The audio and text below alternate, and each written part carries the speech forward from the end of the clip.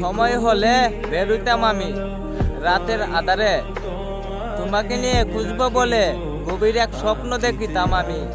তারপরও হারিয়ে গেলে জন্মমুখী নারী তুমি। তুমি যদি আমায় ভালো নাই বাসতা, কখনো কি তোমাকে জিজ্ঞেস করেছিলাম আমি যে আমাকে কেন তুমি এতটুকু ভালোবাসলা?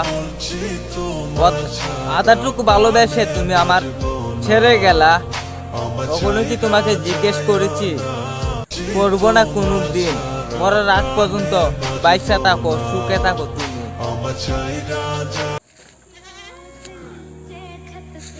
মানুষের ভেতরটা দিয়েও যদি তুমি তাকে পেতে চাও, কখনো সে মানুষটার আপন হতে যেও না।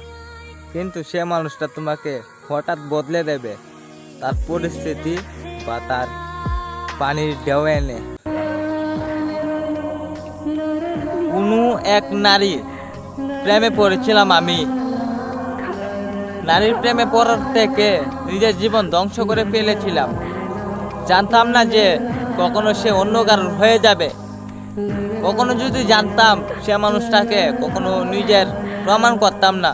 নিজের বুক চিরেও তাকে আমি বলেছিলাম ভালোবাসি তোমায়।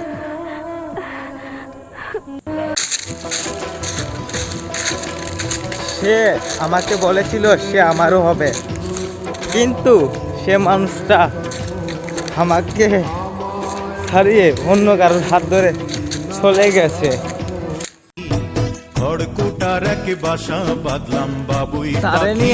স্বপ্ন ছিল আমার বহু, কিন্তু আফসোস সে মানুষটা অন্য কারোর হাত ধরে ছেড়ে চলে গেছে আমায়। ছাইরা গেলা, ভুইলা গেলা, রাইকে গেলা আমায় মাগার। এ দুনিয়াতে ভালোবাসা বিক্রি হয় ঠিকই, বুঝতে পারবো না তোমার দেহটা। কিছু কিছু নারী আছে মিথ্যা কথা, চোখ মুছতে মুছতে মিথ্যা কথা বলে। তাদেরকে বলি, শুনো মামুনি, কখনো পুরুষের চোখের জল আনতে যেও না। কিন্তু কথাই আছে, অভাবে স্বভাব নষ্ট, স্বভাবে নারী চরিত্র নষ্ট। 500 টাকা দিলে নারীর দেহ পাওয়া যায়, কিন্তু মন দিয়ে ভালোবাসলে সে নারী কখনো আপন হয় না। ওহে নারী একটা পুরুষের চোখে কখনো আঘাত দিয়েন না। কিন্তু পুরুষ যদি একবার কেঁদে ফেলে পুরো পৃথিবীটা নীরব হয়ে যাবে।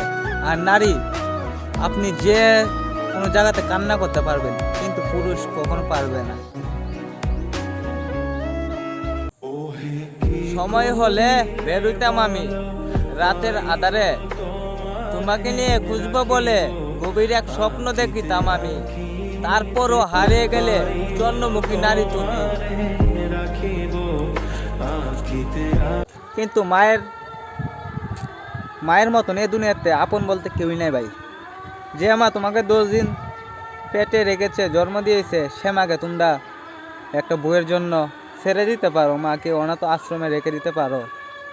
বাহ, এটাই তোমাদেরকে বলি, তোমার মা তোমাকে যে সময় জন্ম দিয়েছে এ সময় তোমাকে মেরে কিন্তু পারতো, কিন্তু সে মারতে পারেনি।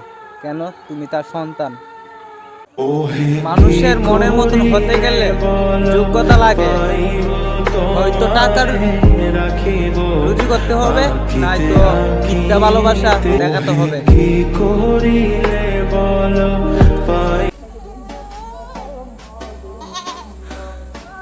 ঈশ্বর, আপনি কি দেখেছেন আমাকে? আমার ভালোবাসা কতটুকু ছিল, তার প্রতি মায়া, যে মায়া আমাকে দুকুল এককুল আলাদা করে দিল। কখনো ভাবতে পারছি না যে আপনার মতো ভালোবেসে আমিও অচিনা এক পথে এসে দাঁড়াবো এক প্রান্তে।